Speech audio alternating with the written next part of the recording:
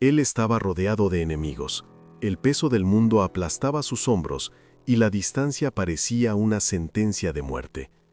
Pero cuando Pablo tomó la pluma para escribir, no envió un adiós, envió un secreto que mantendría a una iglesia viva en medio del fuego. La noche en Corinto parecía común, pero algo cambió en el instante en que pasos conocidos resonaron entre las calles movidas de la ciudad. Cuando Silas y Timoteo finalmente llegaron, provenientes de Macedonia, no trajeron solo noticias, trajeron alivio, trajeron vida, trajeron esperanza. El corazón de Pablo, que cargaba el peso de las luchas y de las persecuciones, fue tomado por una alegría profunda al oír acerca de aquellos que habían permanecido firmes en Tesalónica. En medio de las pruebas, del rechazo y el miedo constante, ellos no habían retrocedido. Su fe no solo resistió, creció. Y en aquel momento, lejos de ellos físicamente, Pablo sintió algo que solo el cielo podría explicar. Una conexión viva, espiritual, imposible de ser quebrantada por la distancia. El deseo de verlos era intenso, casi urgente, pero imposibilitado por las circunstancias. Él hace lo que un corazón lleno de Dios siempre hace cuando no puede estar presente. Él escribe. Y cada palabra que comienza a surgir no es solo tinta sobre un pergamino. Es afecto, es cuidado, es intercesión transformada en mensaje. Las palabras fluyen cargadas de emoción, como si cada línea fuera un abrazo atravesando kilómetros. Hermanos, él escribe, y no es solo un saludo, es un vínculo profundo, espiritual, eterno. Fuimos consolados acerca de vosotros en toda nuestra aflicción y necesidad por vuestra fe, porque ahora vivimos si permanecéis firmes en el Señor. Hay algo poderoso en esto, como si la firmeza de ellos sostuviera la propia vida del apóstol. Pablo no habla de una fe superficial, sino de una fe que respira, que sostiene, que da sentido a la propia existencia. Y entonces continúa, revelando lo que sucede lejos de los ojos humanos. Porque qué acción de gracias podremos dar a Dios por vosotros, por todo el gozo con que nos regocijamos por causa vuestra delante de nuestro Dios, orando abundantemente día y noche, para que podamos ver vuestro rostro y suplir lo que falta a vuestra fe? No era solo añoranza, era intercesión constante, era amor que se derrama en oración, día y noche, sin cesar.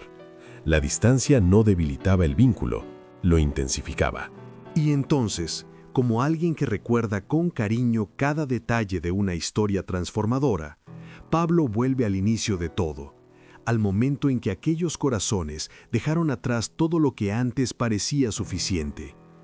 Muchos de ellos habían abandonado ídolos, dejado atrás creencias vacías para volverse al Dios vivo y verdadero. No fue una decisión fácil.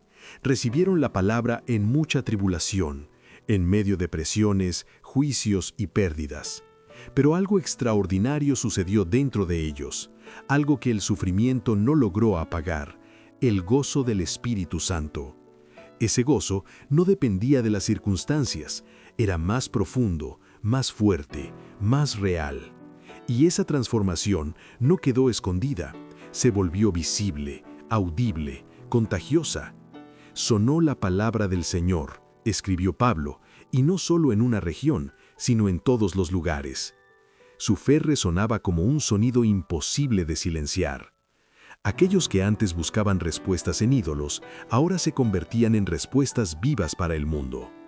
Lo que ocurrió en Tesalónica no fue solo una conversión colectiva, fue el nacimiento de una iglesia misionera, viva, ardiente, movida por algo que no podía ser contenido. Ellos no guardaron la fe para sí mismos. Sus corazones estaban encendidos de celo por aquel que los libró del temor de la ira futura. Ya no se trataba de miedo, se trataba de redención. Ya no se trataba de condenación, se trataba de esperanza. Y así, movidos por la gracia de Cristo, sus vidas pasaron por una transformación tan profunda que se convirtieron en instrumentos vivos en las manos de Dios. Cuando hablaban, no eran solo palabras, había poder. Cuando testificaban, no era solo información, era vida siendo transferida. Y corazones comenzaron a ser alcanzados uno tras otro, almas siendo añadidas no por fuerza humana, sino por una verdad que llevaba el propio aliento del cielo. Y entonces Pablo revela algo que va más allá del mensaje, revela el corazón detrás de él. Él recuerda a los tesalonicenses cómo todo comenzó, no con estrategias, no con manipulación, sino con sinceridad delante de Dios. Antes bien, como fuimos aprobados por Dios para que se nos confiase el Evangelio, así hablamos, no como para agradar a los hombres, sino a Dios, que prueba nuestros corazones. No había máscaras, no había intereses ocultos. Él refuerza con firmeza. Nunca usamos palabras lisonjeras, ni hubo pretexto de avaricia. Dios es testigo. Cada palabra predicada llevaba integridad. Cada actitud reflejaba verdad. Y entonces la imagen cambia, deja de ser la de un predicador y se vuelve la de alguien que cuida, que ama, que se entrega completamente. Antes fuimos tiernos entre vosotros, como la nodriza que cuida de sus hijos. No era solo enseñanza, era cuidado. No era solo orientación, era entrega total. Ellos no ofrecieron solo el Evangelio, ofrecieron sus propias vidas. El tono se intensifica, como si Pablo estuviera mirando a los ojos de cada uno de ellos, incluso a la distancia. Vosotros y Dios sois testigos, declara, trayendo el peso de la verdad a cada palabra, de cuán santa, justa e irreprensiblemente nos comportamos con vosotros los que creísteis. No era perfección humana, era compromiso con el llamado. Era vivir de forma coherente con lo que se predicaba. Y entonces recuerda algo profundamente personal, casi íntimo.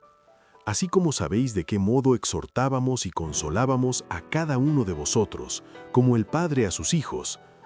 Hay firmeza, pero hay ternura. Hay dirección, pero hay cuidado. Cada exhortación no era para condenar, era para levantar. Cada palabra no era para pesar, era para guiar. Todo con un propósito claro, innegociable, eterno. Para que anduvieseis dignamente para con Dios que os llama a su reino y gloria. Y en ese momento, más que una carta, eso se vuelve un llamado vivo, resonando a través del tiempo, alcanzando a todo aquel que está dispuesto a vivir una fe que no solo comienza, sino que permanece firme hasta el final. Las palabras de Pablo continúan resonando con una fuerza que atraviesa el tiempo, cargadas de verdad viva y autoridad divina. Él no está solo recordando, está reafirmando algo que cambió completamente la vida de aquellos hombres y mujeres. Por lo cual también nosotros, sin cesar, damos gracias a Dios de que cuando recibisteis la palabra de Dios que oísteis de nosotros, la recibisteis no como palabra de hombres, sino como palabra de Dios, la cual actúa en vosotros los que creéis.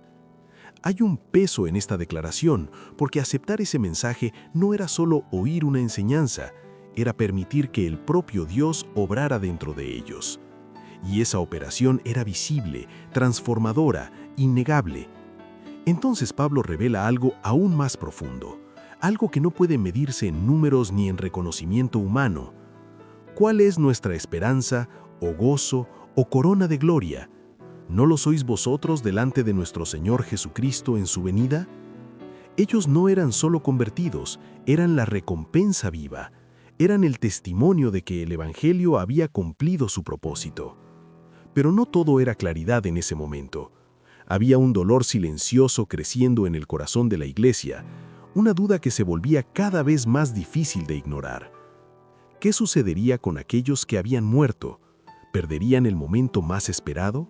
¿El encuentro con el Salvador? Y entonces, con la sensibilidad de quien entiende profundamente el dolor humano, escribe palabras que no solo enseñan, sanan. Tampoco queremos, hermanos, que ignoréis acerca de los que duermen, para que no os entristezcáis como los demás que no tienen esperanza. Él no niega el dolor, pero transforma su significado. La muerte, para aquellos que están en Cristo, no es el fin, es un descanso, un silencio temporal antes de un despertar glorioso. Y entonces revela lo que hasta ese momento estaba envuelto en misterio. Porque si creemos que Jesús murió y resucitó, así también traerá Dios con él a los que durmieron en Jesús. La esperanza comienza a tomar forma, concreta, viva, e inquebrantable. La imagen que Pablo construye no es vaga, es poderosa, casi imposible de ignorar. Él describe un momento que interrumpirá la historia humana, que romperá el silencio de la muerte y cambiará todo para siempre. Porque el mismo Señor descenderá del cielo con voz de mando, con voz de arcángel y con trompeta de Dios. No será algo oculto, no será silencioso, será un llamado que alcanza incluso a aquellos que están en el polvo de la tierra. Y los muertos en Cristo resucitarán primero. Esa frase cambia todo. Aquellos que eran llorados como perdidos serán los primeros en responder a la voz del cielo. Y entonces, en una secuencia que llena el corazón de expectativa, declara: luego, nosotros, los que vivimos, los que hayamos quedado, seremos arrebatados juntamente con ellos en las nubes para recibir al Señor en el aire, y así estaremos siempre con el Señor. No hay separación definitiva, hay reencuentro. No hay pérdida eterna, hay restauración. Y Pablo termina con un llamado que resuena hasta hoy: consolaos unos a otros con estas palabras. Antes de estas palabras, el dolor era pesado, casi insoportable. Los tesalonicenses se habían aferrado a la idea de ver a Cristo volver en vida, y cuando sus seres queridos comenzaron a morir, uno tras otro, el miedo ocupó lugar. Miraban esos rostros por última vez, con el corazón apretado, casi sin valor para creer que aún habría un reencuentro. Pero ahora, todo cambia. Cuando la carta es leída, no es solo información lo que llega a ellos, es consuelo real.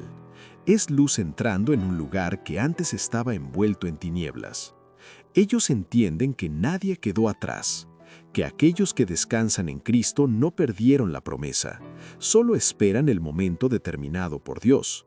Y esa comprensión enciende algo dentro de ellos, algo que parecía haber sido debilitado por el dolor: la esperanza. Su fe, que ya era viva, ahora gana una nueva profundidad. Lo que antes parecía difícil de comprender, comienza a tener sentido. Recuerdan cuando Pablo habló de estas cosas por primera vez, pero ahora es diferente. Ahora lo sienten, ahora lo entienden. Hay un nuevo brillo en el mensaje, una nueva dimensión en lo que antes parecía distante. La muerte ya no lleva el mismo peso porque fue iluminada por la resurrección de Cristo. Un nuevo esplendor envuelve la fe cristiana y comienzan a ver la vida, la muerte y la victoria de Jesús con una claridad que transforma todo.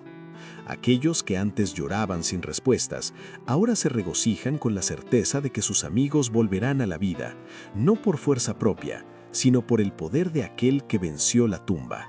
Y entonces Pablo, con precisión y cuidado, aclara algo que podría ser fácilmente mal interpretado. A los que en Jesús duermen, Dios los traerá con Él.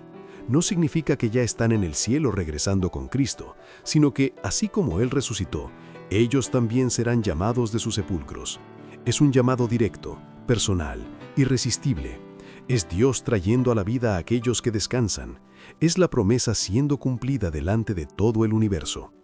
Y esta verdad no es solo para Tesalónica, se extiende a todos los que creen, en todos los tiempos, en todos los lugares. Es una esperanza que no envejece, que no se debilita, que no depende de las circunstancias. Es una promesa viva, sostenida por el propio Dios. Pero el mensaje no termina en el consuelo, avanza hacia una advertencia.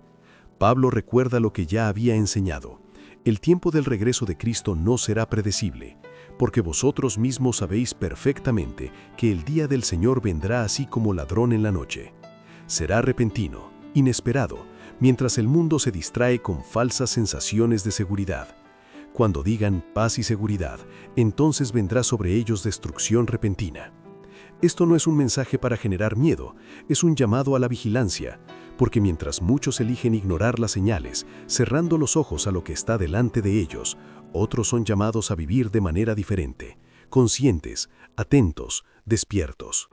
Y entonces, como un contraste claro entre dos caminos, Pablo declara: «Mas vosotros, hermanos, no estáis en tinieblas para que aquel día os sorprenda como ladrón». Hay una identidad siendo reafirmada, una posición espiritual que no puede ser ignorada, porque todos vosotros sois hijos de la luz e hijos del día. Esto no es solo un título, es una responsabilidad. No vivir como quien está perdido en la oscuridad, sino como quien ve, como quien entiende, como quien espera.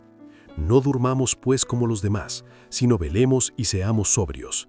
La fe verdadera no es pasiva, observa, se prepara, permanece firme. Y entonces presenta la armadura invisible que sostiene ese caminar, vistiéndonos de la coraza de la fe y del amor, y con el yelmo de la esperanza de salvación. No es solo sobrevivir, es permanecer protegido, fortalecido, listo. Y en el centro de todo esto está una verdad que sostiene cada promesa, cada esperanza, cada llamado. Porque no nos ha puesto Dios para ira, sino para alcanzar salvación por medio de nuestro Señor Jesucristo, quien murió por nosotros. No importa si alguien está vigilante o descansando, la promesa permanece. Vivamos juntamente con Él. Y es esta certeza la que transforma la manera de vivir. El verdadero cristiano no solo espera, actúa, trabaja, persevera, ama. Incluso en medio de las pruebas, no permite que el dolor destruya su paz. Entiende algo que pocos comprenden, que las dificultades no son el fin, son el proceso, son el camino que refina, que purifica, que acerca aún más a Cristo. Y aquellos que caminan por este camino no solo participan de las aflicciones, sino también de la consolación y finalmente de la gloria.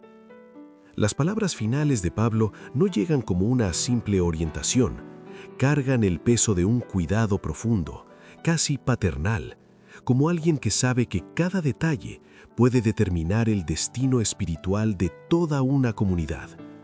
Os rogamos, hermanos, que reconozcáis a los que trabajan entre vosotros y os presiden en el Señor y os amonestan, y que los tengáis en mucha estima y amor.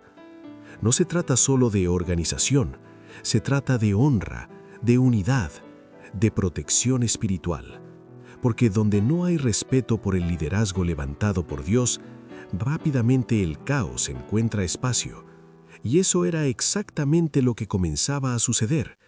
Hombres inquietos, movidos más por impulsos que por verdad, surgían entre ellos, esparciendo ideas confusas, viviendo de manera desordenada, negándose a trabajar, alimentando no la fe, sino la distracción. No solo seguían sus propios caminos, intentaban arrastrar a otros con ellos. La iglesia que había nacido con tanto poder y pureza, ahora enfrentaba un nuevo tipo de amenaza, no de afuera, sino de dentro. Aquellos que rechazaban el orden también rechazaban la corrección, se colocaban como jueces de todo, elevando sus propias opiniones por encima de la verdad recibida. Y ante esto, Pablo no duda.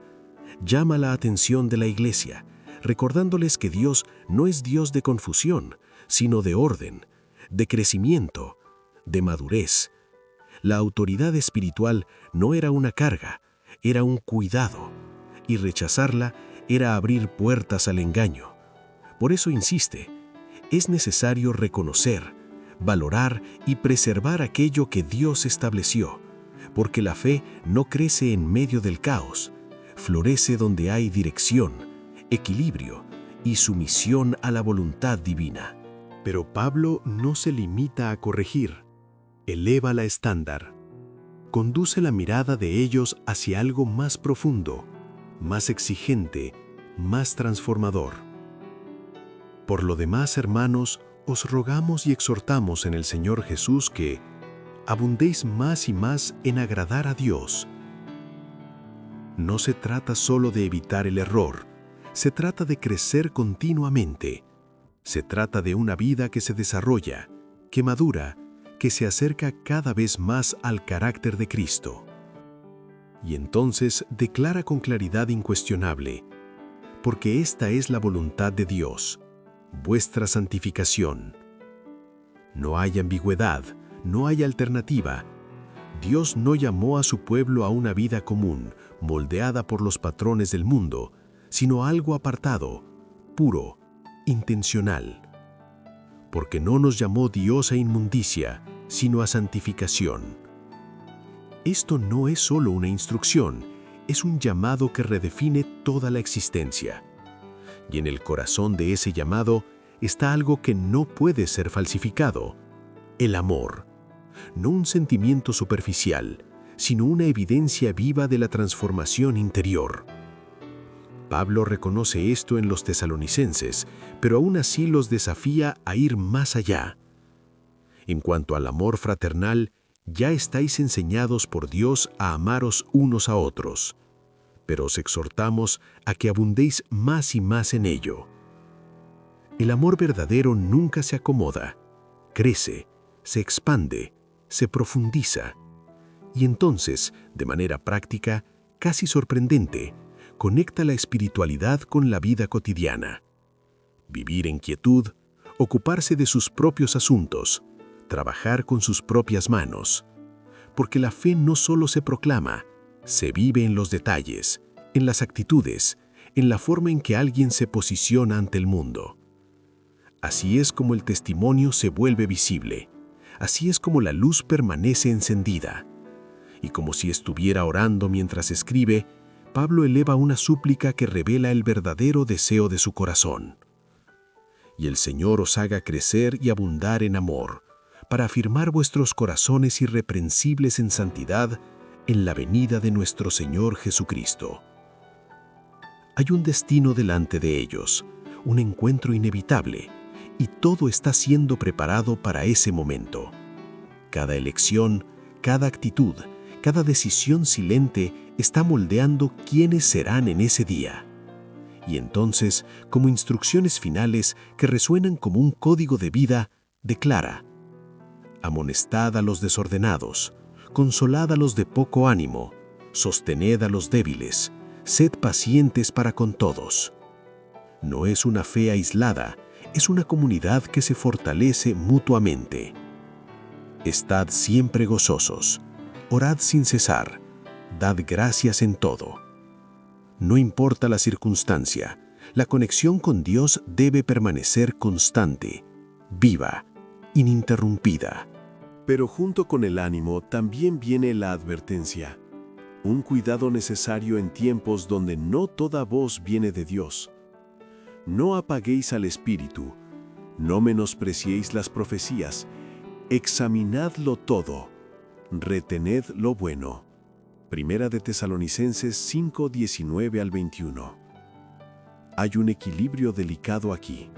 No rechazar lo que viene del espíritu, pero tampoco aceptar todo sin discernimiento. La verdad necesita ser probada, discernida, preservada. Y entonces, como un sello final sobre todo lo dicho, Pablo entrega una promesa que sostiene todo el camino. Y el mismo Dios de paz os santifique por completo, y todo vuestro ser, espíritu, alma y cuerpo, sea guardado irreprensible para la venida de nuestro Señor Jesucristo. Fiel es el que os llama, el cual también lo hará. No es solo un esfuerzo humano, es Dios obrando, completando, sosteniendo. Pero aún con toda esta claridad, algo inesperado sucede. Algunas palabras son mal comprendidas. Algunos corazones, tomados por la expectativa, comienzan a interpretar de manera precipitada el tiempo del regreso de Cristo. Y lo que antes era esperanza, comienza a generar confusión. Algunos abandonan sus responsabilidades, otros se entregan a un entusiasmo desequilibrado, insistiendo en ideas que no reflejan la verdad enseñada.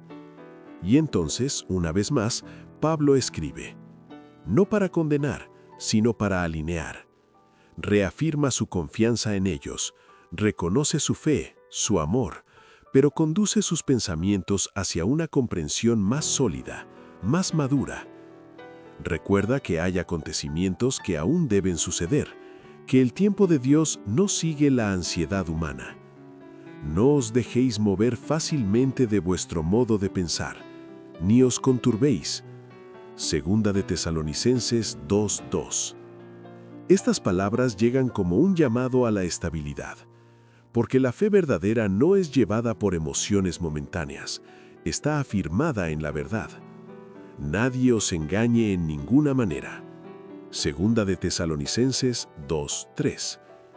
Antes del regreso de Cristo, algo debe manifestarse: una apostasía, un poder que se levantaría contra todo lo que es de Dios, un sistema que buscaría ocupar el lugar del propio Creador. Y al revelar esto, Pablo no genera miedo, genera discernimiento. Prepara a la iglesia para no ser engañada, para no perderse en medio de las sombras que aún se levantarían en la historia. Y mientras esas sombras comenzaban a formarse, él revela algo aún más serio, algo que ya estaba en operación. El misterio de la iniquidad ya está en acción. No era algo distante, ya estaba presente, silencioso, avanzando. Un poder que actuaría con engaño, con señales, con apariencias convincentes, pero que llevaría a la perdición a aquellos que rechazan la verdad. Y entonces viene una de las declaraciones más solemnes, casi como una advertencia final. Aquellos que rechazan el amor de la verdad terminan siendo entregados al error que escogieron, no porque Dios lo desee, sino porque respeta la decisión humana. La verdad rechazada se convierte en oscuridad y la luz ignorada deja de iluminar. Ante esto, no hay espacio para la pasividad. Pablo llama a los tesalonicenses y a todos los que oyen este mensaje a una postura firme, activa, constante. Estad firmes y retened las enseñanzas que os fueron dadas. No abandonar, no negociar, no debilitar. Y mientras el mundo avanza hacia un desenlace inevitable, hay un llamado claro: continuar, trabajar, perseverar, vivir la fe en el día a día. Corrige a aquellos que habían parado, que usaban la expectativa del regreso de Cristo como excusa para descuidar la vida. Trabajando tranquilamente, coman su propio pan. La espera no es inactividad, es preparación, es fidelidad constante. Y entonces, con la misma firmeza con la que corrige, también orienta cómo tratar a aquellos que resisten, no como enemigos, sino como hermanos que necesitan ser despertados. Amonestadlo como hermano, porque el objetivo nunca es excluir, es restaurar. Y así, después de palabras que enseñaron, corrigieron, consolaron y advirtieron, Pablo termina con aquello que sostiene todo el camino: una oración, un clamor para que, en medio de las luchas, las incertidumbres, las presiones invisibles y visibles, algo permanezca inquebrantable: la paz de Dios y la gracia del Señor Jesucristo.